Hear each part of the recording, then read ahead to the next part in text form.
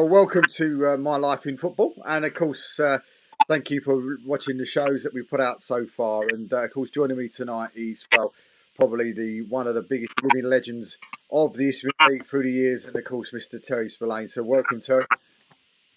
That's a nice introduction, Dave. I'm not sure that's fully true, but thanks anyway. Always one of the nicest guys that I've ever met in non-league football. So I think it's well deserved. So, I mean, Terry, of course, My Life in Football. I mean, where did football start for you? I mean, through the years, where did you start off? In like management wise, I started off as a player coach actually with a mate at Snaresbrook Football Club that was in the Essex Business Hours League. So yeah, that's where it all started for me. Little private club over in Nutter Lane in Wanstead. Had 4 brilliant years there. I ended my playing career there.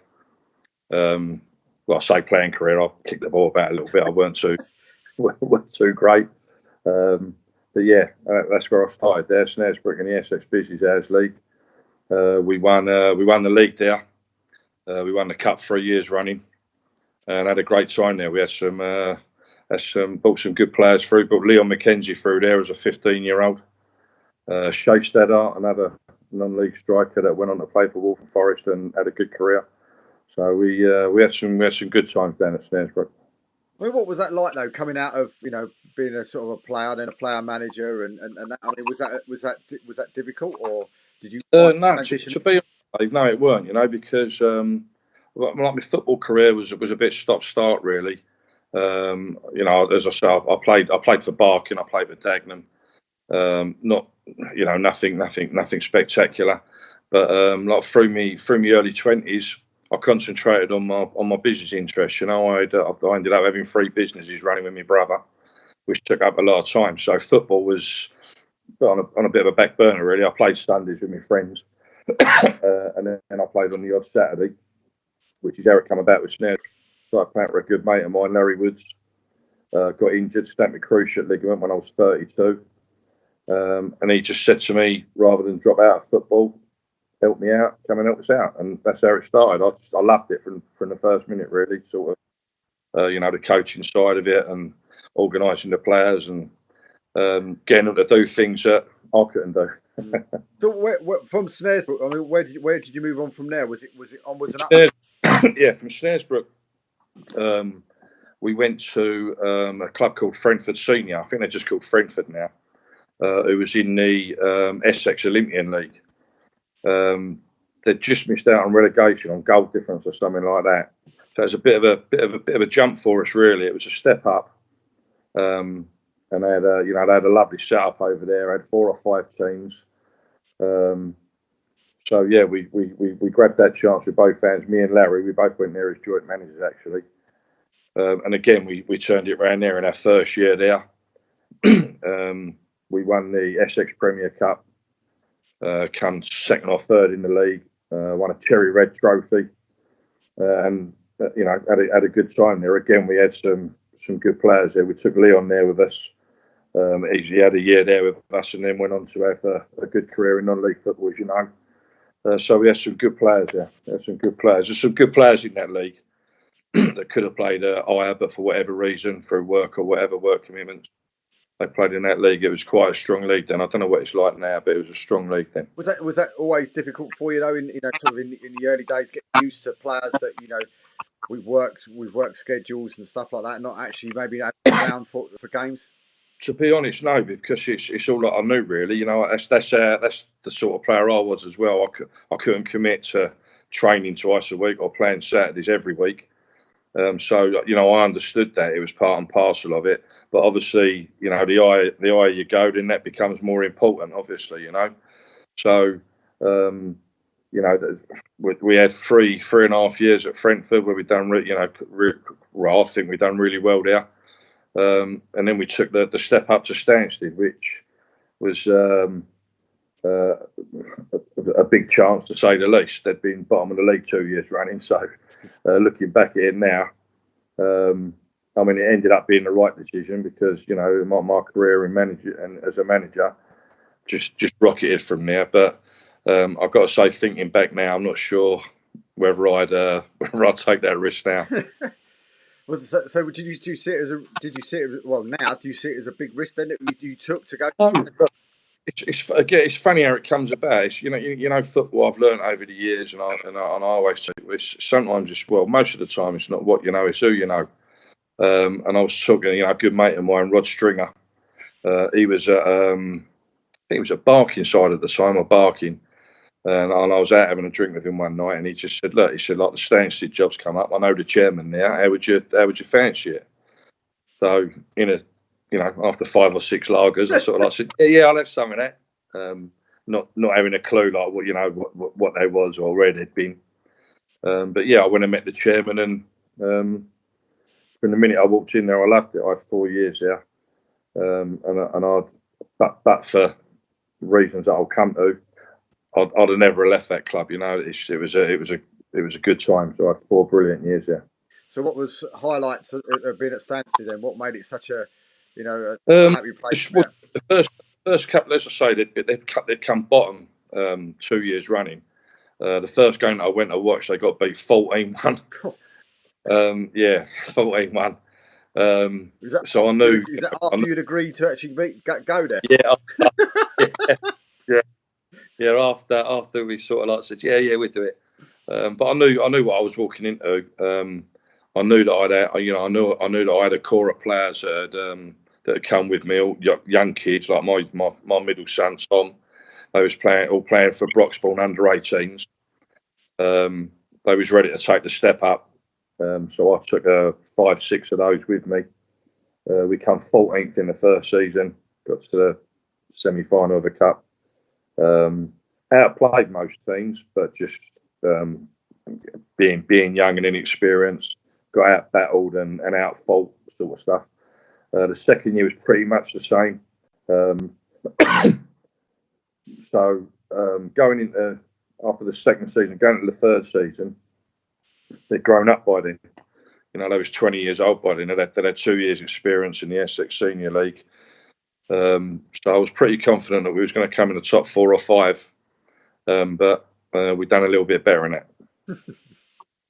So, for those who don't know, where did you finish? We won it. We won it. Yeah. We the next 2 seasons was like a whirlwind, really. The players that we had, well documented. We had Dwight Gale John Bricknell, Scott Hannibal, Danny Demetrio, Danny Cornwall. Players that were playing below the standard that they should be, really. So what was of course? I mean, everybody's going to want me to ask the question. What was Dwight like to manage? Well, he was training with us for about a year before he played. He didn't want to play. He was Tom's mate. Tom's mate. He hadn't played for about 2-3 years. He had no interest in playing whatsoever. Completely fell out of love with the game, and he was coming training with us for months on end. And then one Saturday we were short. I managed to talk him into playing, stuck him out on the right. We weren't too happy with. Still tells me about him now, but yeah, he just fell back in love with the game. I guess they was all his mates. They was all his schoolmates. I had a fantastic coach there with me, Dave Bricknell, who you no doubt know. And it was just a night. It was just a good atmosphere to play. There's no money there. The ground was in a right state.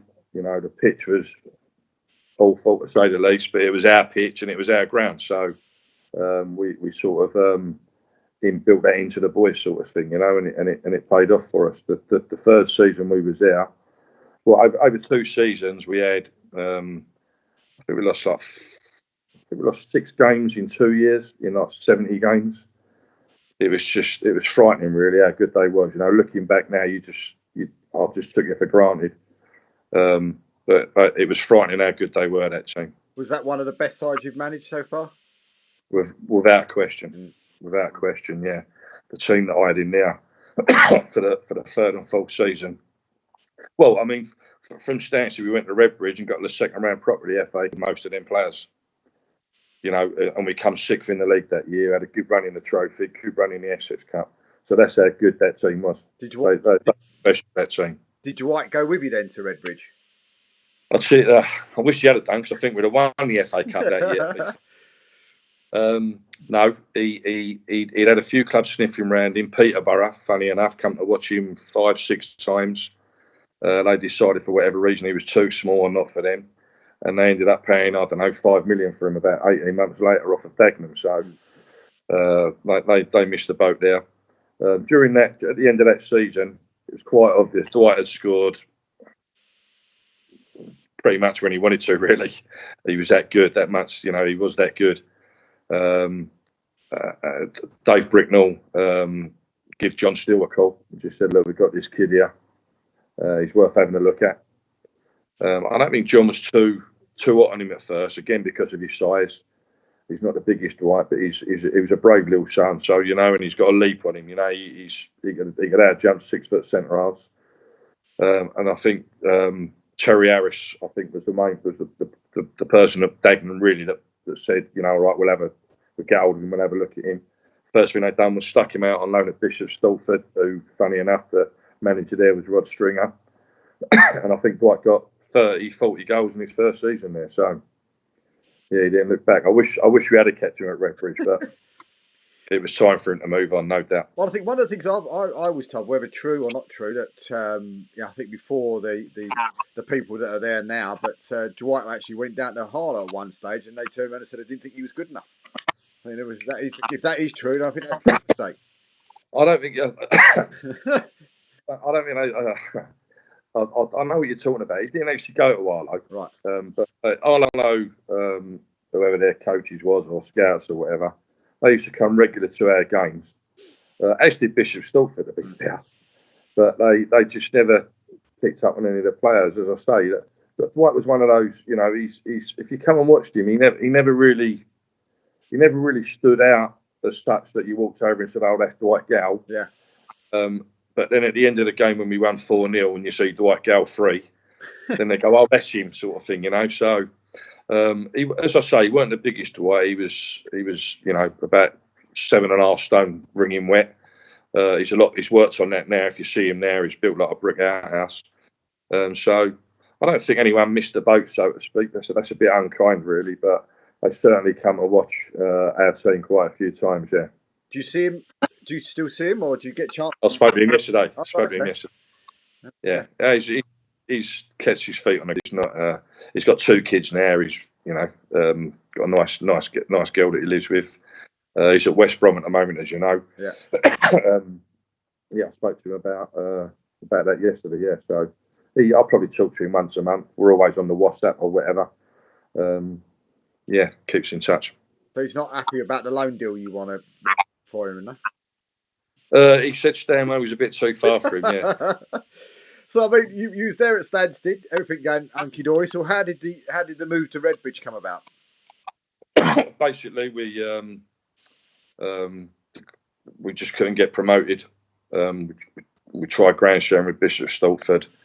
Every avenue we tried to take, there was a blockade put in place for whatever reason. I think the FA was a lot more not as diplomatic now, or not as easy to get on with, if you know what I mean. And the chairman from Redbridge had called me, just said that he'd heard good things about me and would I go and chat with him. And like I said, I had no intention of leaving Stansted, but quite a few of the players was not unsettled, but they were sort of like saying, "Tell, like we've won it now. We're winning every week." It's sort of like a bit, bit boring, really.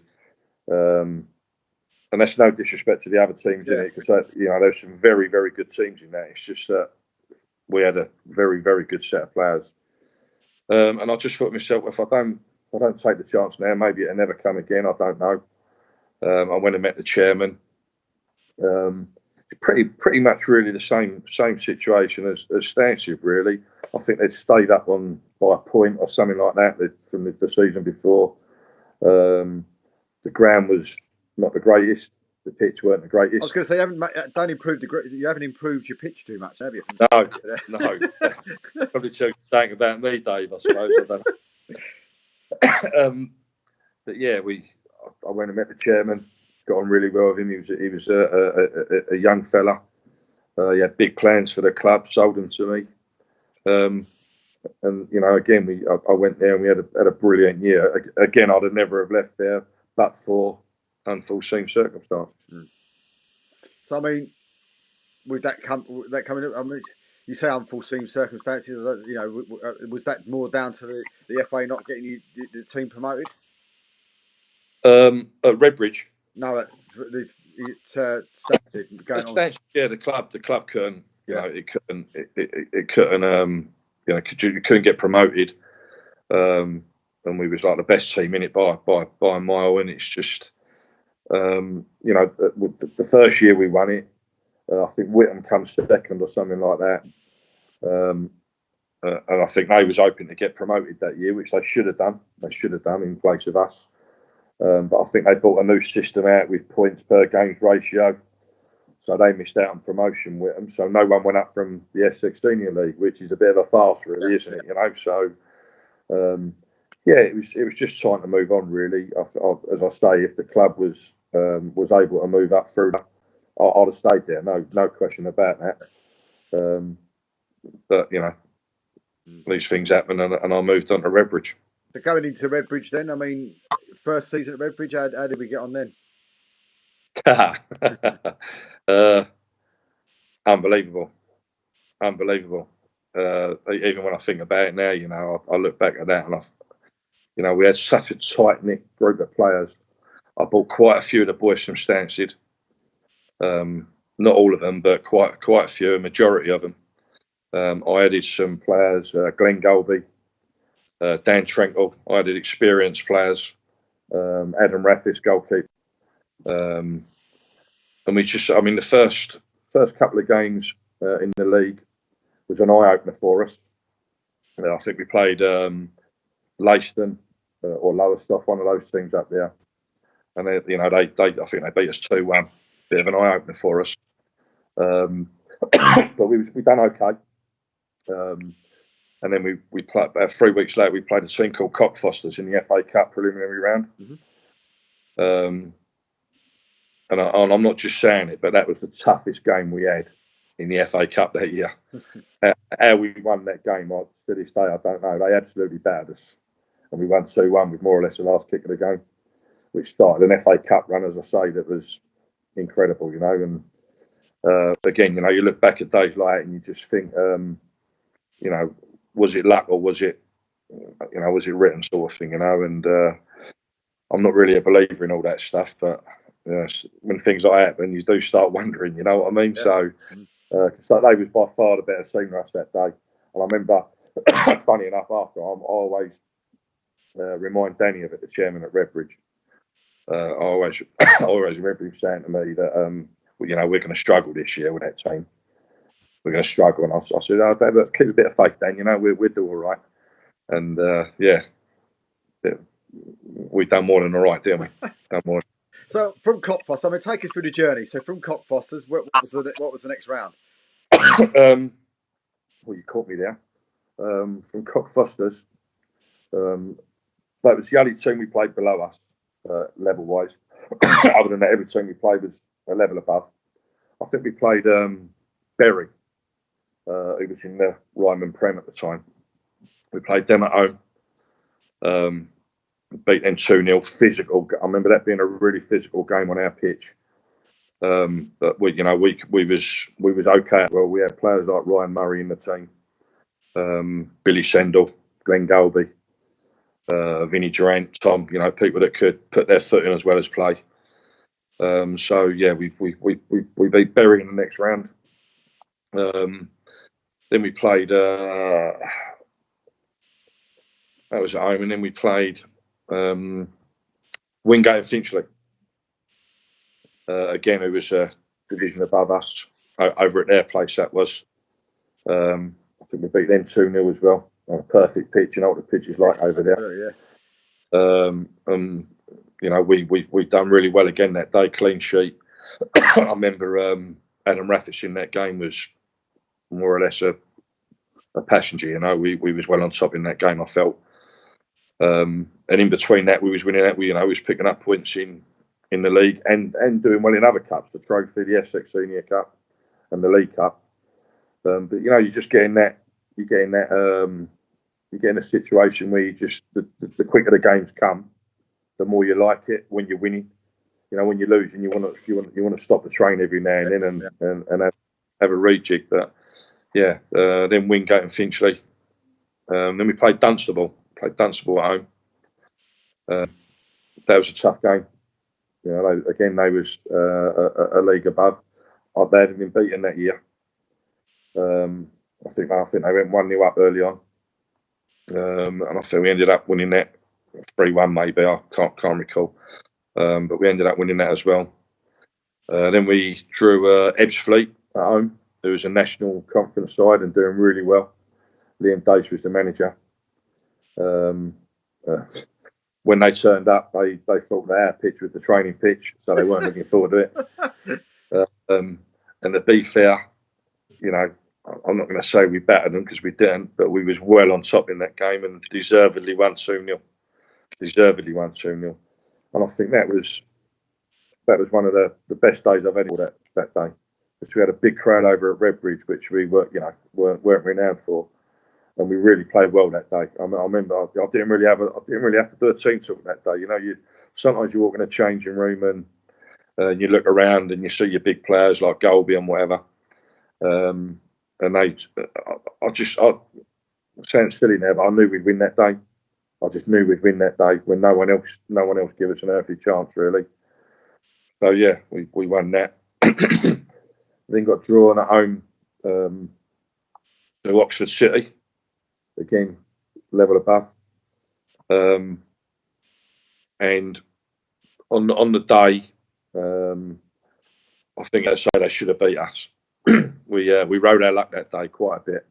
They had 2 or 3 really good chances, and yet right at the end of the game, we had a really good goal disallowed for a foul, which just weren't. So I reminded their manager that he had his bit of luck as well that day.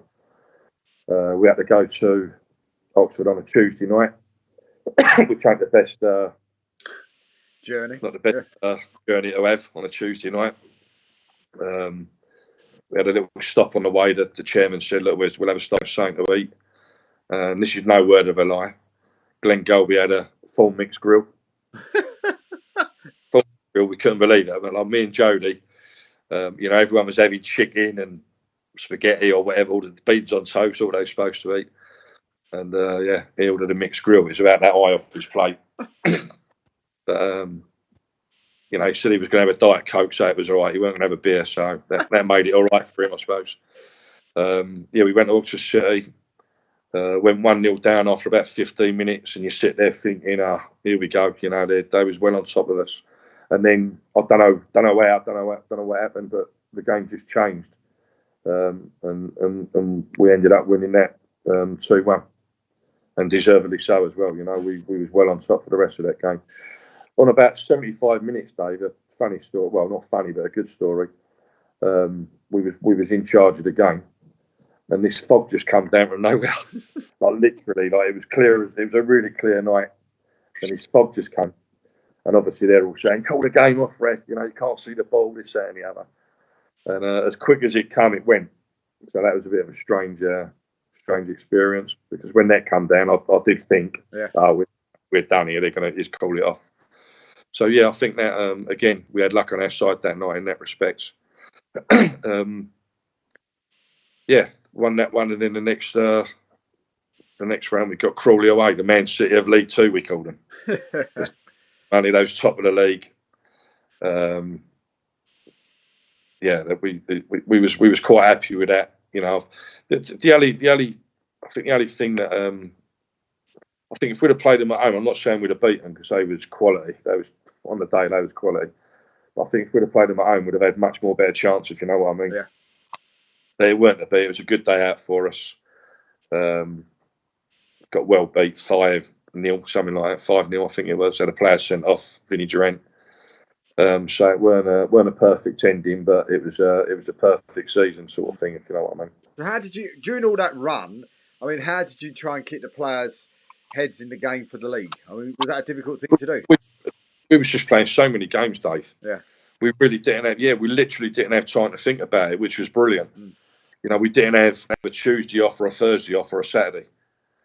You know, we was games Tuesdays, training Thursdays, games Saturdays, games Tuesdays, and it just, we didn't have time to really think about it. You know, we had, you know, we used our contacts well, even for the Crawley game. Mark Stimson was managing up at, I think it was Kidderminster, something like that. He gave us a DVD on him. Stilly at Dagenham, I think they'd played them a couple of weeks before. They'd give us some information on them. So we was well organised in that respect. I had a brilliant coach in me as well that season, as everyone knows, Jody, and he was brilliant at that stuff. You know, he'd analyse another team and he'd pick their weak points out and tell us where we can hurt them. Yeah, me and him had a good understanding of it. We was like chalk and cheese, we still are, but it just worked for us that year. I was just going to ask you that question. What was it like to work with somebody like Jody? I mean, he's gone on, you know, he's had his ups and downs probably in this season, and now he's doing really well himself up at Dagenham. I mean, you know, what's he like? I mean, you know, we see what he's like at football, but what type of coach is he? It's, you know, like us all, Dave. You know, you get people that like me, you get people that hate me, and Jody's the same. We're all like that in football. I like him because we just work well together. Yeah. I don't know why. We're from completely different backgrounds. Got not different philosophies on how to play football, but we've got different ideas on how to play football. He's a very educated man, which I'm not. He's a really good coach, and I'm really happy and pleased for him that he's at a club like Dagenham, because that's what his knowledge and coaching ability needs to be at. You know, he's a good coach. That's all I can say about him. Yeah, absolutely. So I mean, from there, then, for that first sort of season, how did it go on from there? Would you expect a big season? End of that season, we just missed out on the playoffs. We just ran out of time. Really, we was playing Tuesday, Thursday, Saturday, Tuesday for picking up injuries and whatnot of the like. So we just missed out on the playoffs because it was a top 5. Then the top 1 went up, and the playoffs was the next 4. So we just missed out, which was, you know, unfortunate.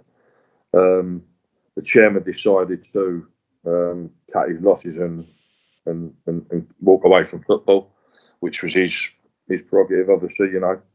And it left the club in no man's land, really, because there was no one to take it over and carry on from there. The budget I had there was, I think it was 400. It went up to about 500. That was getting cut. And I just said to the couple of guys who was at Redbridge, how can I ask these fellas to go again for less money after earning all that money, sort of thing, for the club, you know? Yeah. So one of them things, one of them things in football, disappointed. As I say, you know, I've no intention of leaving, but as one door shuts, another one opens, and Malden Tiptree's door opened up for me. So how long was you at Redbridge for? Just a season or a couple of seasons? One season. Right. Okay. Yeah. One season. Yeah. I think he just, you know, he was a businessman. I think he'd started a couple of businesses up around about Christmas time. He couldn't spend as much time as he wanted to at the club, and just walk away. You know, that's his prerogative, as I say. I wish he'd have stayed and give me $3,000 a week to pay the players, but weren't to be. So, yeah, as I say, one door shut and another one opened. So, what was it like then, moving from somewhere like Redbridge and then going into to Malden? Well, I'd actually spoken to Aveley. Right. I went and met Craig and Graham, and I was seriously considering that. But when I went to Malden, the setup there was just something that I'd never experienced. You know, it was a proper football ground. Pitch was perfect. The ground, the change rooms was nice. That's nothing against Aveley, Redbridge, I understand. But, you know, I mean, Aveley now, he's best in the league. So, but at the time, that's what swung it for me, really. I went and met the chairman there. The budget was good. I spent 2.5 brilliant years there. You know, I really enjoyed it there. So I suppose one of the biggest things that happened at Malden, and of course everybody knows knows the sort of the big story. If you had the massive highs at Redbridge, was, Yeah, as Keith tells you every time he sees you, I mean, literally, was that the biggest low? And how did you sort of keep your how, how was it behind the scenes when all that was sort of going on? devastating, Mm. devastating because obviously Grace won the league, went on an unbelievable run. We'd actually been on a bet. We'd been on a brilliant run ourselves. We hadn't lost till Boxing Day, and I think we set a league record, and then they went on a run and beat it the same season. Mm. That was just, that was hard to take. Losing, not winning it outright, but losing the playoffs. We played Aveley in the semi-finals. We beat those, and then we had Thamesmead, who'd come from nowhere really. They'd been on a really good run.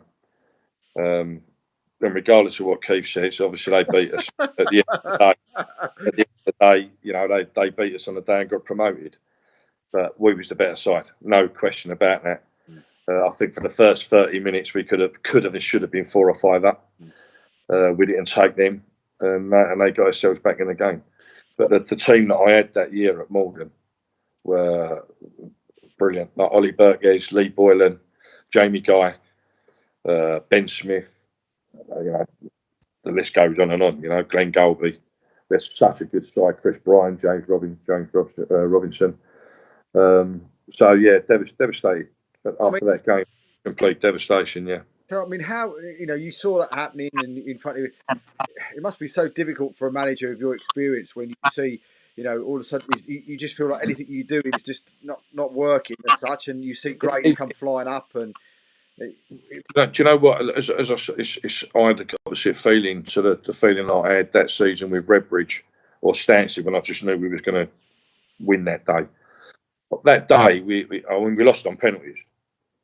During the game, I think even in the last minute they had one cleared off the line or something like that, But when it went to penalties, I just knew that we were. I knew that we weren't going to win it. I don't know where, I don't know why, but I just thought, as much as our luck's been in certain games this year, it's not here today. It weren't meant to be, and that was a real shame because I think that. Personally, I think Malden should be in a Premier Division, just set up and whatever their background. It weren't to be, and the next season was a real tough one, because some players moved on, we got new players in, and it was always going to be an uphill battle, really, But I think we come 7th or 8th, something like that. But it was. That was tough going. That day was tough. So with your feelings and the coaching staff, I mean, it must have been. I know you just said it was devastating, but I mean, literally to see, almost every the game and Grays winning. I mean, how was the feeling going into the playoffs when you knew, realistically that you were a big low because of, Grays sort of pipping you to the title. I mean, and then sort of. It was tough, but it weren't as tough as maybe what people outside would have thought, because we had very, very good experienced players that had been there, done it, and bought the t-shirt. People like Lee Boylan, Ollie Burgess, them sort of players. They were brilliant in the change room for the younger players. I mean, we had a young Jack Cooley playing here. I think he was 18 or 19. A young goalkeeper, Joe Wright, Lewis Dark. We had some young players, but those players sort of like amalgamated the team for that day, because it really was all or nothing on that last game. For us to play all that season and then lose out on penalties was devastating. It really was. But it weren't a fact that we weren't up for the game or weren't in the game. We was well on top during the game. But as fate goes, it went to penalties, and the best team didn't win on the day, in my opinion. So how do you pick yourself up, let alone the players, at the end of that season, and how do you sort of? It was tough. Yeah, it was tough, but I've got good people around me. It took a few weeks, to be fair. You keep going over things in your head. If I've done this, if I put that player on, but honestly, I know at the end of the day, whatever I've done that day, or the team we weren't winning that day. Mm. We just weren't. Whatever we'd have done, it just weren't meant to be. You know, for whatever reason. So jumping on to the next season, I mean, how did it go from from Alden in the following year?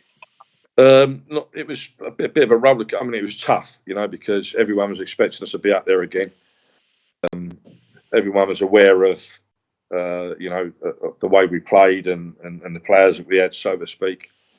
So it was tough. Yeah, as I say, I think we come 7th or 8th, which is, you take that most clubs every year. But it weren't good enough for Malden.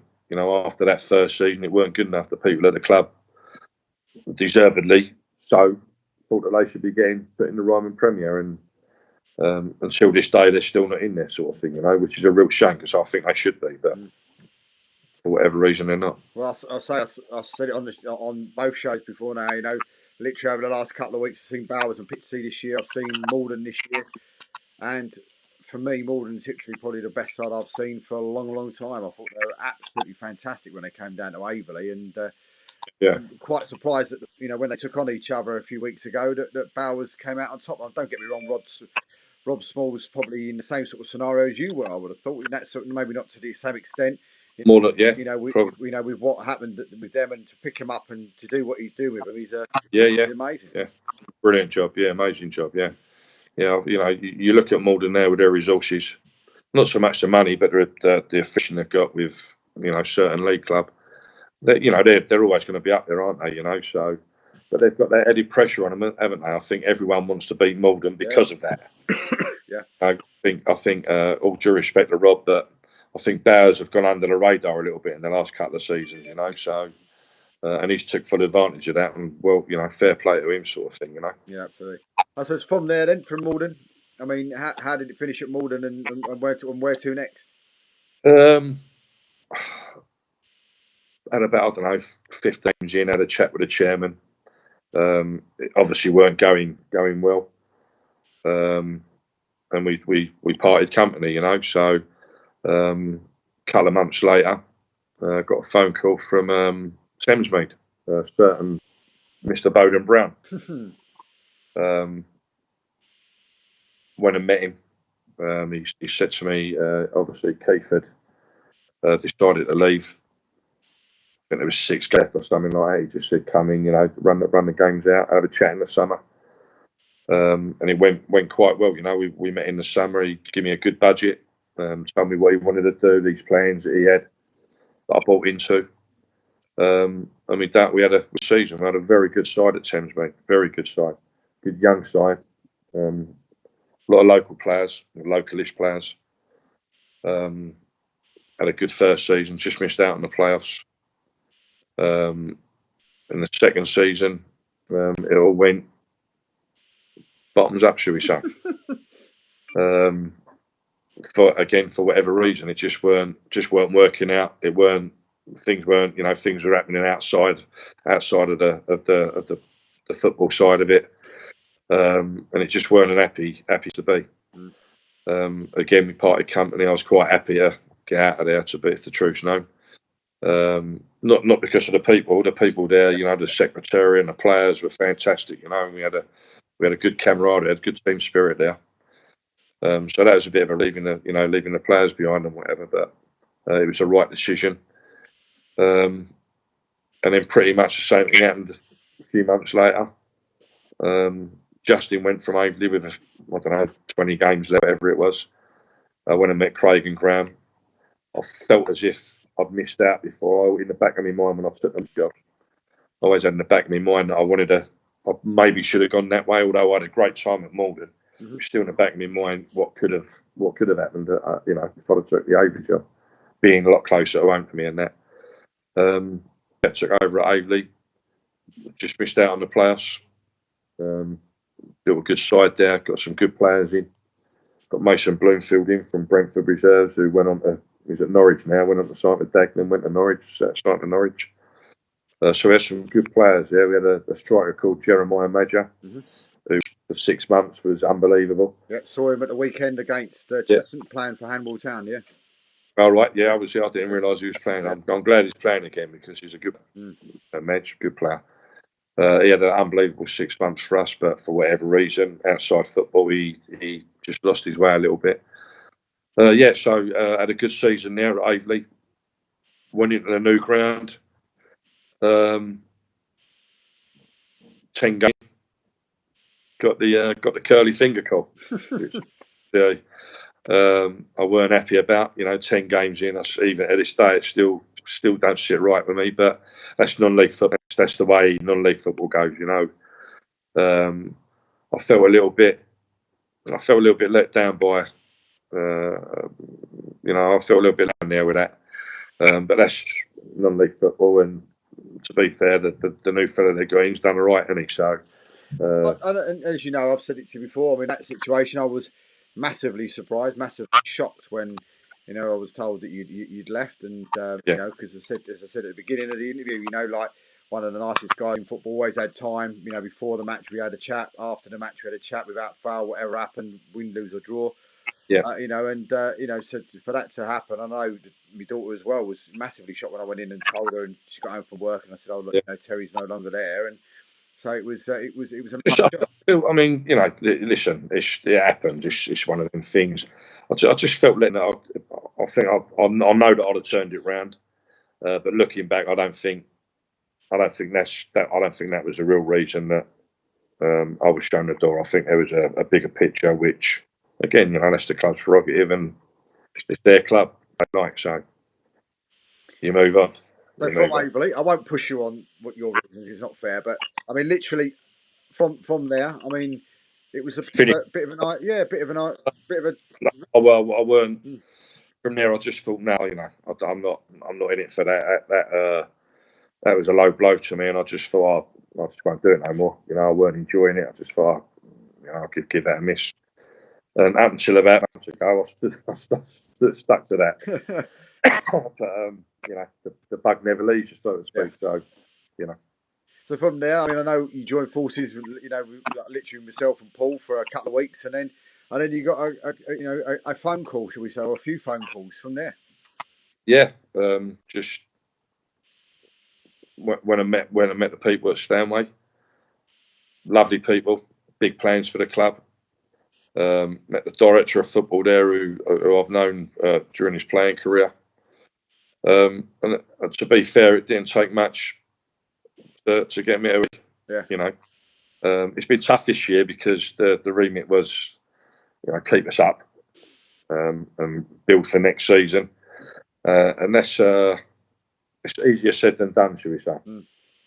Easier said than done. When you're used to winning things and winning game after game, it's a tough transitional period. I've got a lot of young players. I've got some really good young players actually. And it's just their. I mean, we played Walthamstow last night, who are packed out of experienced players, and it showed. It showed, So it's. I'm not saying it's been all bed of roses, because it hasn't, but I'm enjoying it, and the real tester will be next season. So when do you start building for next season? Have you started that already? That process already? Again, this is the tough bit. I've got players in mind that I want to get in, but they're at clubs now. They're good players, so they're at good clubs, so it makes it even tougher. So it's just a matter of getting more players in now that I can, and rebuilding again in the summer, so to speak. Have practice games, plenty of phone calls as normal, and just go from there. Can't wait. Yeah, I mean, literally, I suppose is it one of those things then for next season? Is it going for the the brass ring, going for the number one position in the? Yeah, that's the plan. That's the plan. No, I'm not going to hide that fact. That's what I'm there for. So obviously, there's got to be certain things put in place to do that, which the club have assured me they'll do. So watch this space. We'll see.